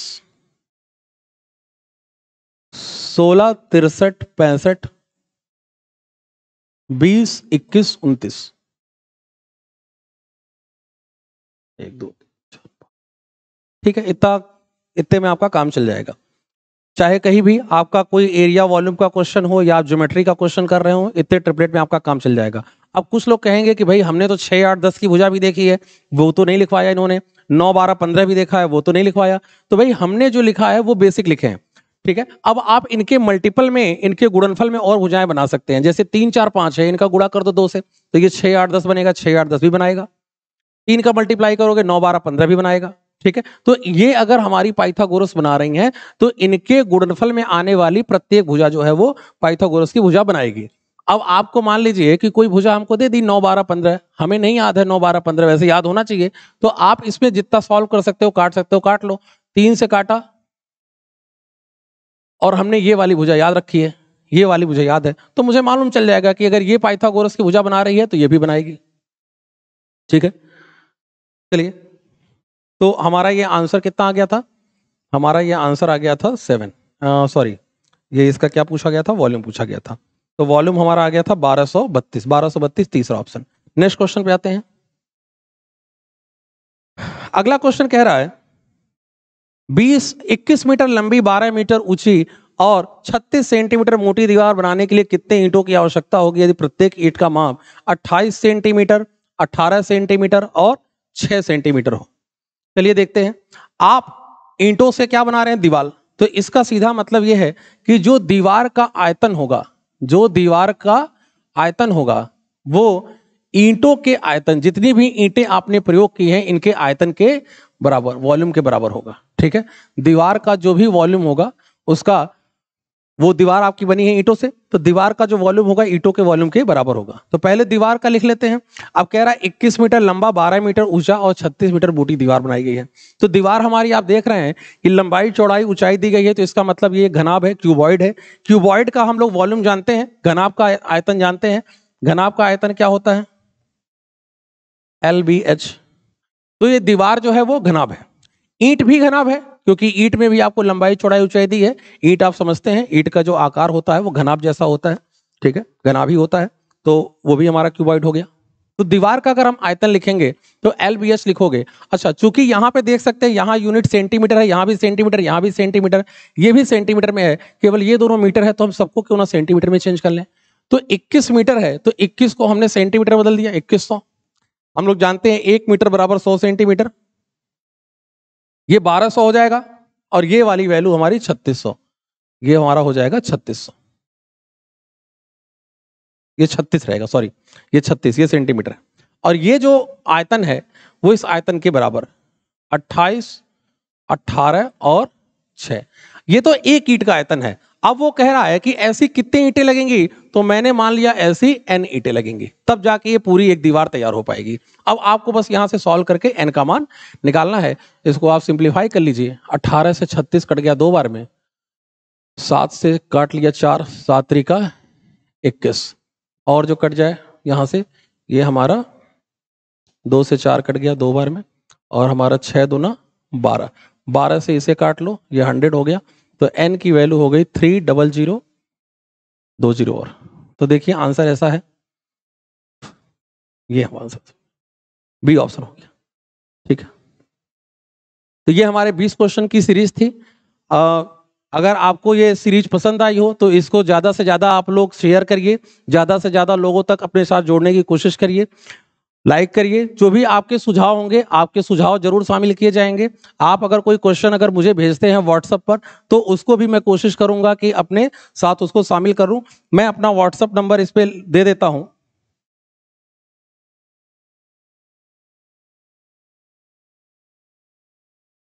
या आप चैनल पे कमेंट करके भी आप दे सकते हो। जो भी आपको क्वेश्चन हो या कुछ भी हो, आप इस पे पूछ सकते हो। ठीक है, आज के लिए इतना ही रखते हैं। जय हिंद, नमस्कार।